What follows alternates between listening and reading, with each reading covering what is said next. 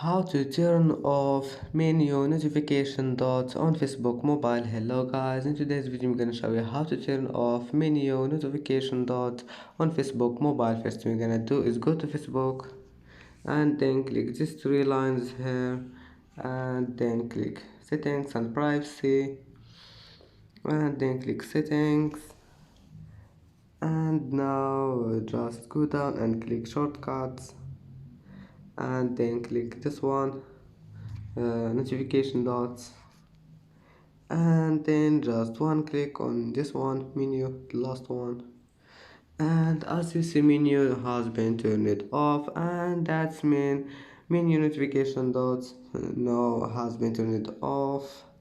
And that's it for today's video. If you like this video, please don't forget like and don't forget subscribe, and see you in the next video.